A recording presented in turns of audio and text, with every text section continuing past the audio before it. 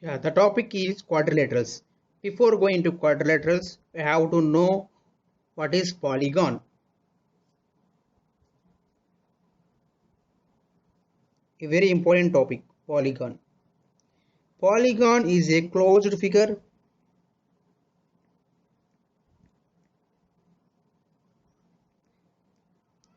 formed by line segments.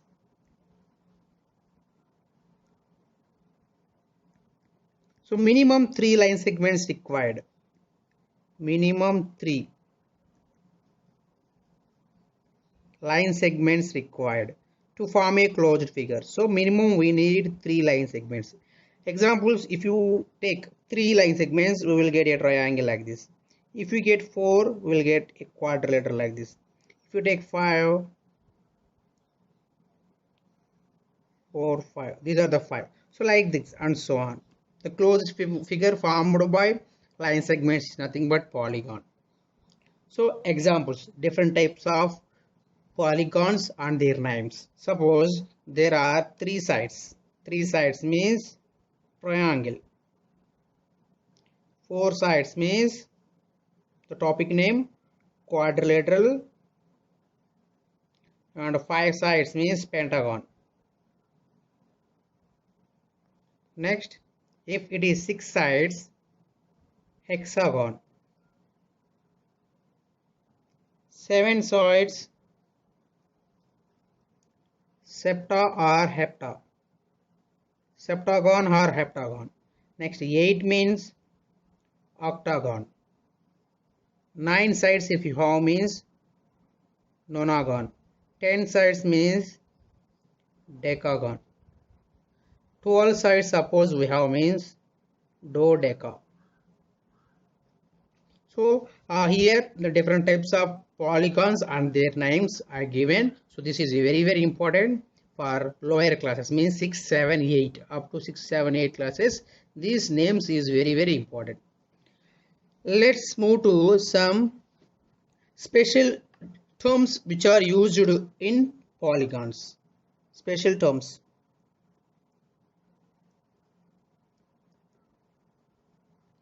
Special terms in polygons. Let's take a pentagon.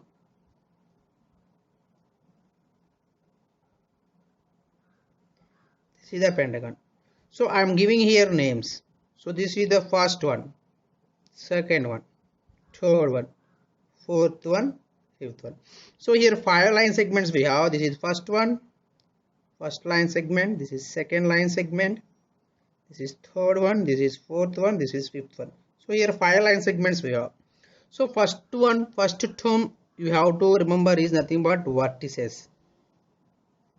Vertices.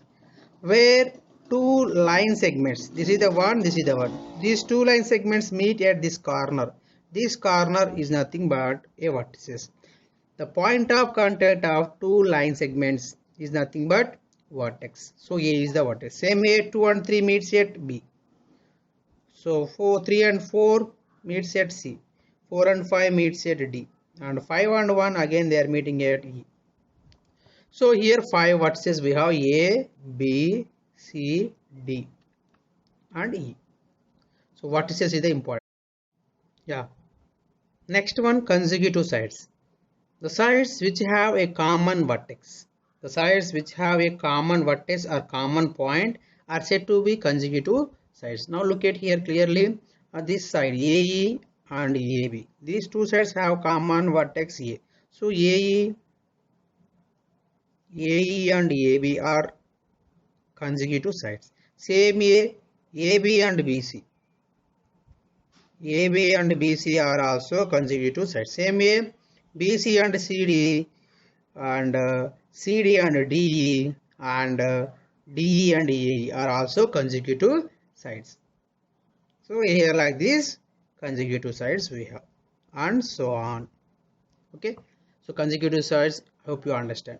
Next, diagonals. Third one diagonals.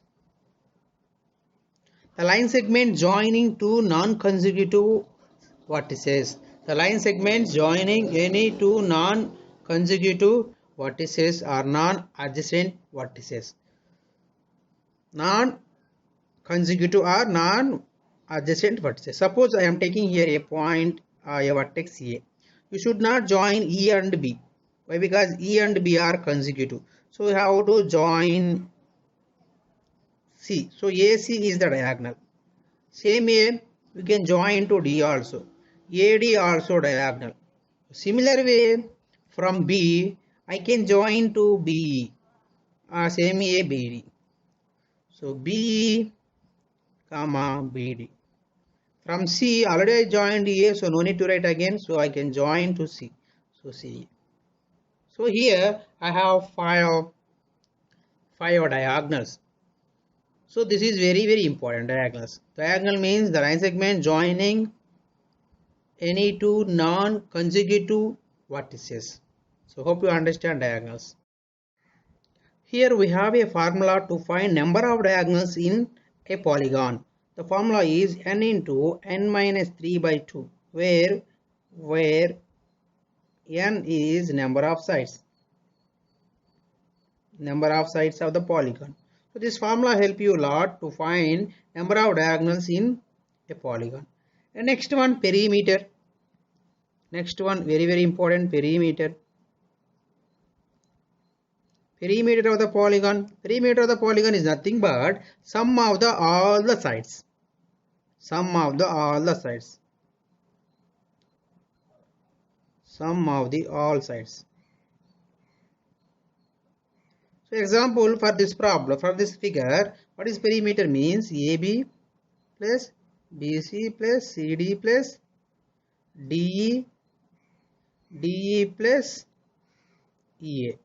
So 5 sides we have, that 5 sides if we add means automatically we will get perimeter. So this is about perimeter. So hope you understand the perimeter. Next, types of polygons. There are two special types of polygons we have, and I will give the definition of those polygons. The first one is convex. Convex polygon. So here the term we are going to use is each interior angle. Each interior angle is less than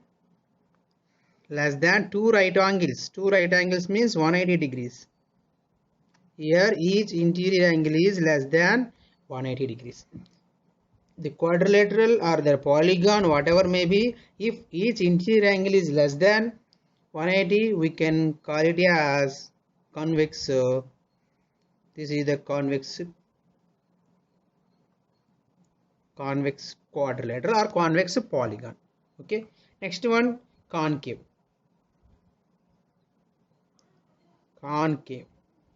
Concave polygon. If any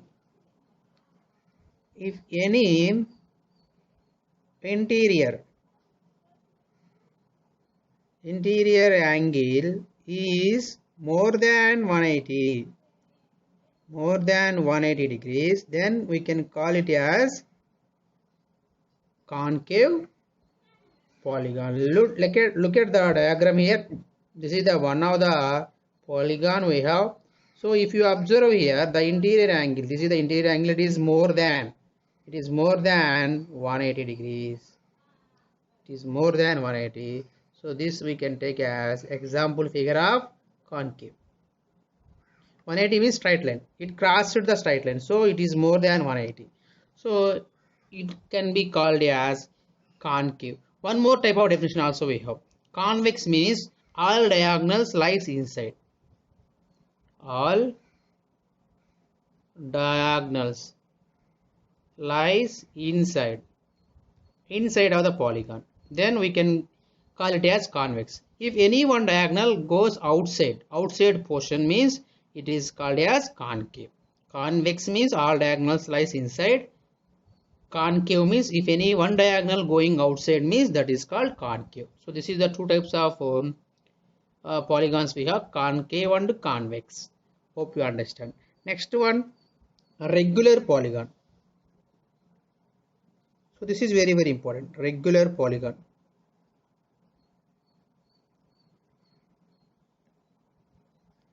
What is regular polygon? It is convex. Second one, all sides equal. Third one, all angles are equal. So 3 points you have to remember. All convex, the given polygon is a convex and all sides equal, all angles equal. These three satisfying means then we can call it as regular. The word very important, regular. Regular polygon is a polygon which is convex, in which all sides are equal, in which all angles are equal. Example equilateral triangle. Equilateral triangle. So in equilateral triangle we know very well all sides are equal, this side, this side, this side, three sides equal, and all angles are equal to 60 degrees. Same way, one more we can take square. Square also all sides equal, all angles are equal to 90 degrees. So these two are the best examples for regular polygon. So irregular means which is not, the polygons which are not regular are called as irregular. Okay, means all sides are not equal, all angles are not equal. Regular means convex, all sides equal, all angles equal. Irregular means which is not regular, it is known as irregular. This is about types of the different polygons. Hope you understand. Next one is sum of the angles of polygon. Sum of the angles of a polygon.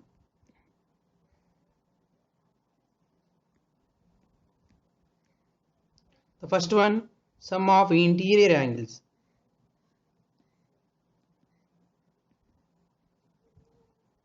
Sum of interior angles of polygon. To find the sum of all interior angles of a polygon, we have a formula. So that formula is nothing but 2n minus 4 into 90 degrees, or else you can use n minus 2 into 180 degrees. These both formulas are same only, where n is number of sides, n represents number of sides of the polygon. So by using this formula we can find sum of the all interior angles. Now sum of the exterior angles.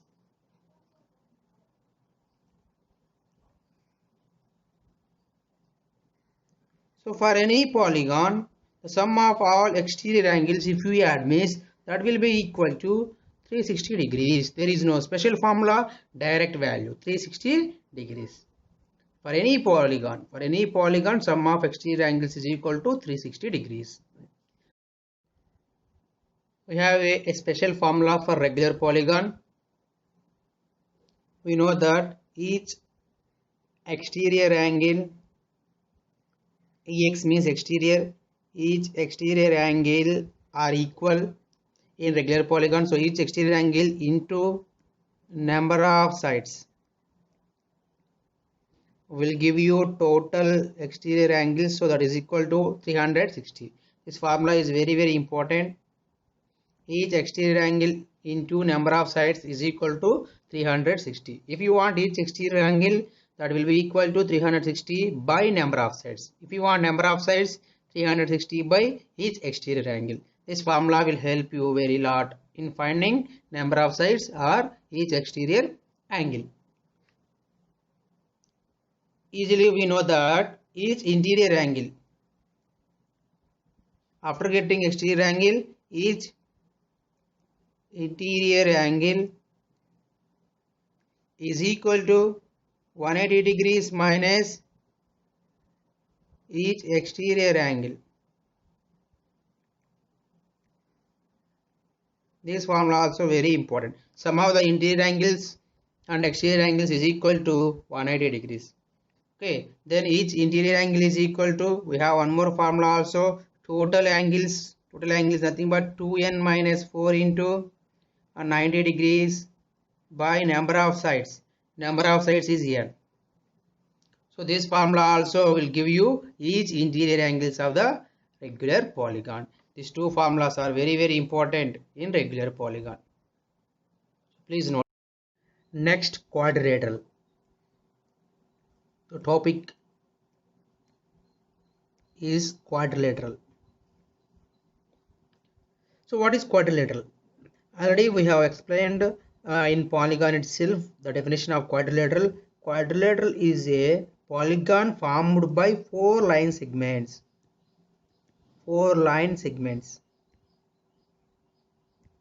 So it may be like this.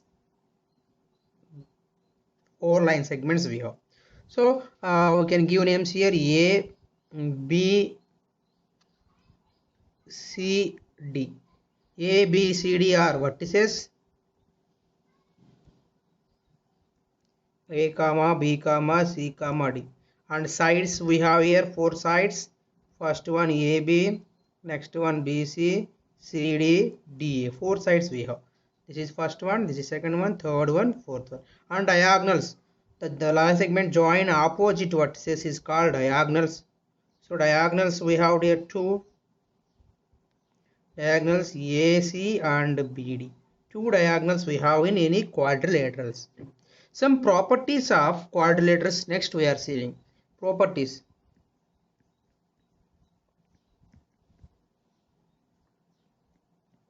The first one, sum of all interior angles.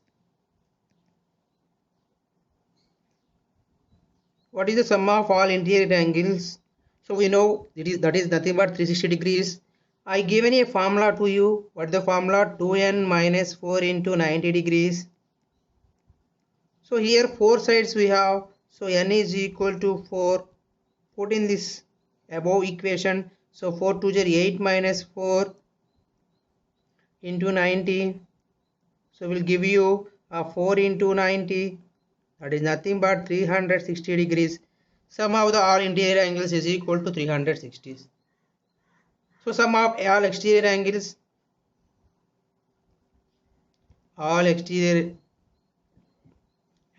sum is equal to, same we know for every polygon, sum of all exterior angles is equal to 360 degrees. Next one, the figure formed by joining midpoints of adjacent side of a quadrilateral. Super important topic. Third one, the figure formed by joining the midpoints of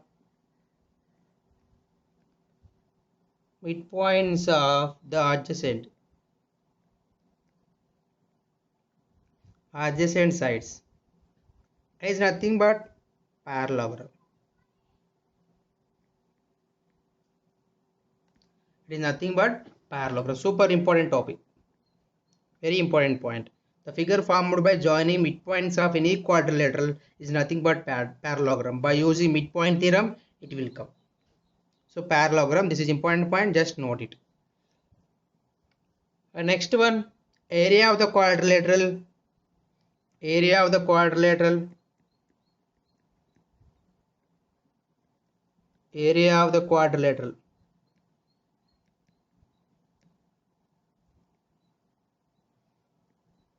So take a quadrilateral. We have like this. So I am giving names A, B, C, D. So just draw a diagonal AC. So here we are getting two triangles. This is first one, this is second one. So both triangles area, if we add, means you will get area of the quadrilateral. Just drop a perpendicular here. So this is one of the perpendicular you can take as D1, and one more perpendicular draw from the B. This is your D2. So then area is equal to, so area of the first triangle plus area of the second triangle, that is equal to half into base is AC into D1 plus half into second triangle AC into D2. So half AC you can take common. So half into AC into D1 plus D2. This is the formula. So half into 1 of the diagonal into the perpendicular is drawn from the vertices to the diagonal. So this is the formula, very important formula. We can find the area of the quadrilateral by using this formula. These are the 4 important points I share you, very important, please note it.